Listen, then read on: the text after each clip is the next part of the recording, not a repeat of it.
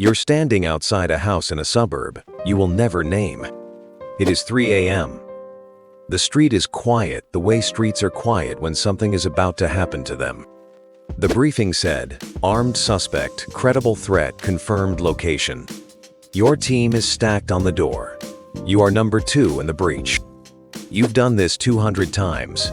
Your heart rate is 51. You checked. The door comes off its hinges. You go in. The living room has a Christmas tree. Half decorated, the way trees look when someone ran out of time or enthusiasm halfway through. A child's shoe on the floor near the couch. One shoe, no reason. A half-empty glass of water on the coffee table, still cold. Wrong house? Nobody is hurt. Nobody is disciplined. Nobody is fired. The federal liaison is on the phone by 4 a.m. By morning, a report exists, actionable intelligence, dynamic entry, no casualties. Every word is accurate in the way that words can be accurate and still mean something different than they say. Your supervisor hands you the pen. You ran a clean operation, he says. You sign it. Your hand doesn't shake. That is the part that stays with you, not the shoe, not the tree, the hand.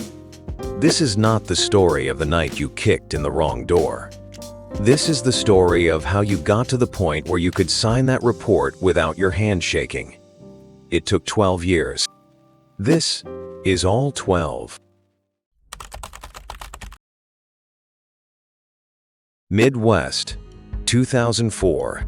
You are 27 years old, and the job fits you the way jobs fit people who are always going to do them. 3 years on patrol, fast decisions, good instincts, the ability to de-escalate a drunk man outside a bar at 2 a.m. without anyone going to the hospital. Your sergeant mentions SWAT tryouts in April the way people mention things. They think you already know about yourself. You don't sleep well the week before. Tryout day. 6 a.m., 41 candidates, 8 spots. The physical portion eliminates 23 before lunch. Scenario testing takes out 11 more by 4 p.m. You pass. You are standing in a parking lot in April, everything aching, and your team leader shakes your hand and says welcome, and you feel something settle into place that you didn't know was loose. First call out 3 weeks later.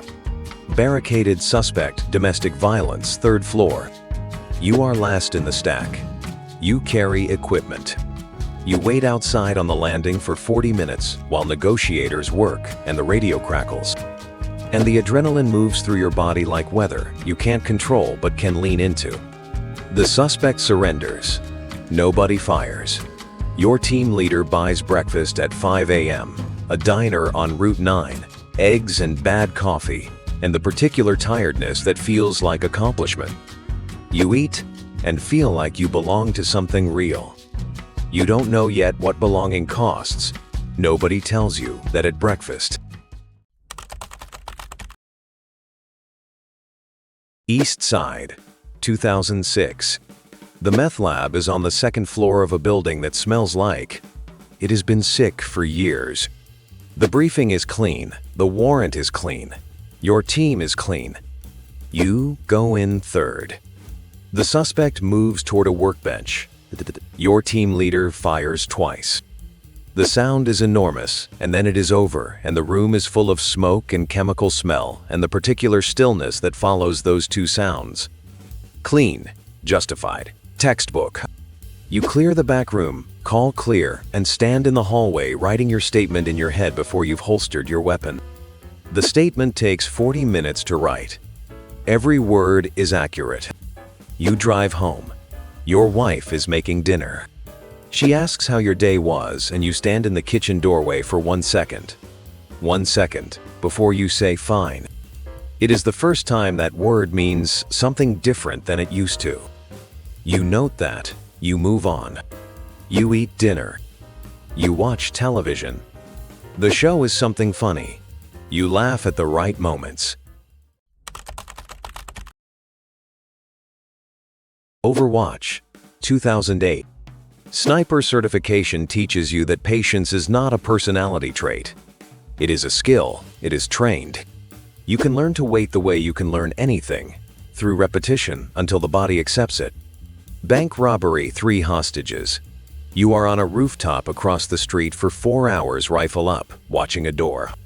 At the 4-hour mark, you have a shot. Clean angle, confirm target within your rules of engagement. You breathe out, you don't take it. Negotiators have movement, you wait. Everyone walks out. You pack your rifle. Your team leader passes you on the way to the vehicles. Good call, he says. Then, next time might be different. Next time is 8 months later, a school, a man with a rifle and intentions that are not ambiguous. You take the shot at the 2-hour mark. The debrief takes 11 minutes, justified, clean.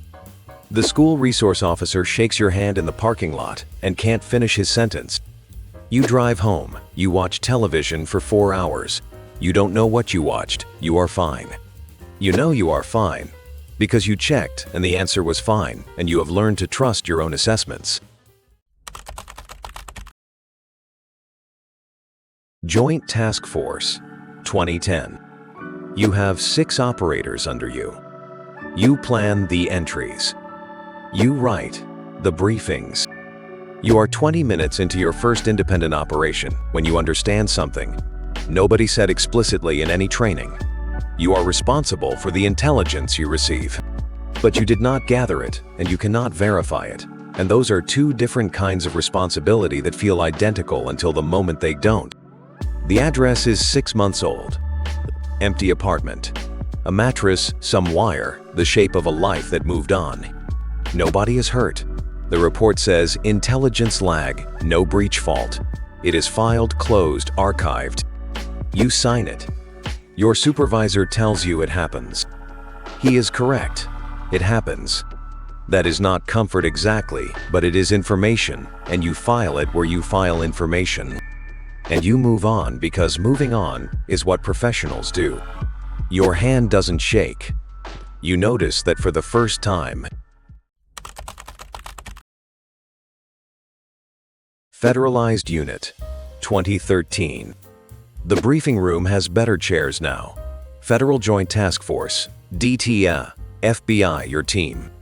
A lawyer with soft hands and a precise vocabulary spends 2 hours explaining the expanded rules of engagement.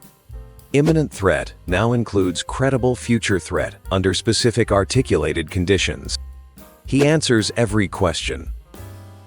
His answers are technically correct in the way that answers can be technically correct while changing what the words mean. You attend. You take notes. You go back to your team. The operations are larger now. The intelligence comes from sources you are not permitted to name in operational files. You run 4 entries in 6 months. Clean, justified, professional. Your team is excellent. You are proud of your team. After the 4th one, a drug network, 3 arrests, significant seizure. Your supervisor tells you you're being considered for regional coordinator. He says you have a talent for moving the operational picture forward without friction. You understand this is a compliment. You accept it as one. 3 counties, 2015. You oversee 4 SWAT teams. You approve operations. You read reports. There is a lot of paper at this level, which nobody told you about at level 1, and the paper has its own language that you have become fluent in without noticing. The pattern appears in the 3rd month. Certain addresses recurring at a frequency that doesn't match the crime data for those areas. Certain names, not cartel, not gang affiliated, not in any database that explains the operational priority. A journalist, a city official. A man who runs a foundation that has publicly criticized a federal surveillance program. Each operation has a warrant. Each warrant is signed. Everything is legal. You ask your supervisor once. You choose your words carefully because you have learned at this level that words are chosen carefully. He looks at you the way you have been looked at before, in other rooms, by other supervisors. Every time you have asked the question that requires this particular look, patient, measuring, deciding how much to explain. Trust the intelligence, he says. You do. You realize on the drive home that this is the last time it requires any effort. Suburb, 3 a.m. 2017. You have been here since the first paragraph. The briefing is specific. The intelligence is federal. The warrant is valid. Your team is the best you have ever worked with. 8 years together, 200 operations. The kind of cohesion that only comes from doing hard things in dark places and coming out the other side. You stack on the door at 3 a.m. You are number 2 in the breach. The door comes off. You go in. Christmas tree. Half decorated. A child's shoe on the floor. A woman screaming from the back bedroom. Not the scream of someone with something to hide. The other kind. The kind that means the world has just done something to her that she has no framework for. You clear the room in 12 seconds. Your team clears the house in 40. No suspect, no weapon. A family's Tuesday night, rearranged permanently. Nobody is hurt. The federal liaison arrives before sunrise. By morning, a report exists that you did not write but that accurately describes an operation you ran. You read it once. You find nothing factually incorrect. Your supervisor hands you the pen. You ran a clean operation, he says. You look at the line for your signature. You sign it. Your hand doesn't shake. You have been building toward this moment for 13 years without knowing that was what you were building. The hand that doesn't shake is the thing 12 years of operational experience produces. It is the proof that you are good at this. It is also something else, and you know what it is. And you sign the report. And put the pen down and go get coffee, because the coffee here is bad and has always been bad, and some things are stable. Classified, 2019. The targets are not what the targets used to be. You know this the way you know things at this level. Not from a single briefing, not from a document you can point to, but from the accumulation of operational pictures that the pattern recognition part of your brain assembles without being asked. A professor who testified before Congress about domestic surveillance policy. An investigative journalist whose publication has been covering federal land contracts in 3 Western states. A nonprofit director whose organization filed a civil liberties complaint that is currently in federal court. Each operation has a warrant. Each warrant has a judge's signature. Each affidavit was prepared by the federal liaison, whose name does not appear in your operational files. You brief your team. You plan the entries. Your best operator, 8 years, 2 commendations. The one who eats eggs at 5 a.m. and means it, stops you after a briefing for the journalist operation. He looks at the target photo for a moment. Who is this guy actually? He asks. You look at him. You see yourself at level 2, driving home saying fine. The first time that word meant something different. You see exactly what is about to happen to him, and you cannot stop it, and you are in some way you don't examine directly. The mechanism by which it will happen. Trust the intelligence, you say. He nods. He goes back to his gear. He trusts you because you have never given him a reason not to. And that is true. And it is also the most precise description of the problem. Kitchen table, 3 a.m., 2021. He is 53 years old. He writes about domestic surveillance. He has testified before Congress and published in journals, and lives in a house with a reasonable mortgage. And a kitchen table where he reads at night with his glasses on and a cup of tea that has gone cold. The warrant is valid. The affidavit is signed. The intelligence has been assessed. You are number 2 in the breach. The door comes off at 3 a.m. He is sitting at the kitchen table. Laptop open. Glasses the tea. He looks up at your team entering his kitchen, and his face does the specific thing that innocent faces do. Not guilt, not aggression, just a man trying to understand what category of reality this falls into, whether this is something he has done or something being done to him. It takes 40 seconds to secure him. Professional, clean, your team is excellent. On the drive back, nobody talks, which is unusual. Your best operator stares out the window the whole way. You don't say anything. You have nothing to say that would be both true and useful, and you have learned at this level to say nothing when those two categories don't overlap. You understand something completely and finally on that drive. In the silence, watching the highway lights pass, legal and right are two instruments that measure different things. You have spent 12 years becoming extraordinarily precise with one of them.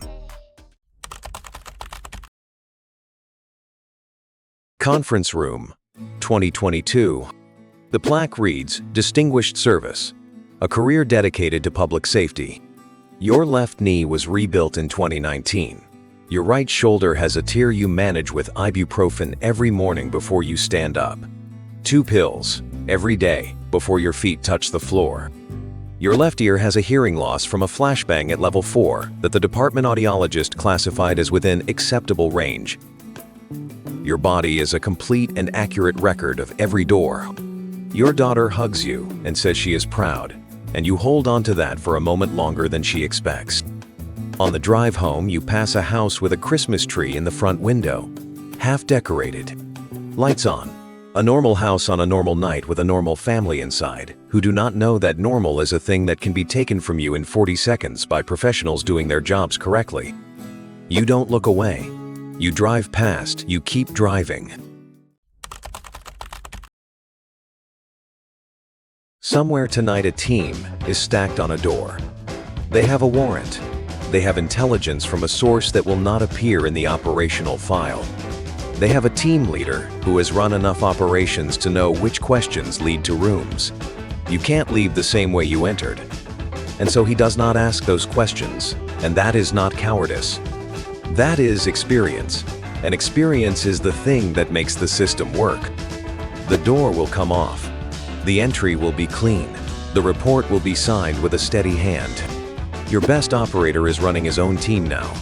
8 months, solid record, 2 commendations already. He eats eggs at 5 a.m. and feels like he belongs to something. Last week, a new recruit asked him after a briefing, "Who is this guy actually?" He told you this on the phone. He said he didn't know what to say. You were quiet for a moment. You told him what to say. You hang up. You go out to the garden. The dog comes over. The sun is doing what it does in the late afternoon. The light going gold and long across everything. The way it has no relationship to any of this and never will. You were good at the job. You were one of the best. Your hand never shook. Most days, that still feels like the right answer.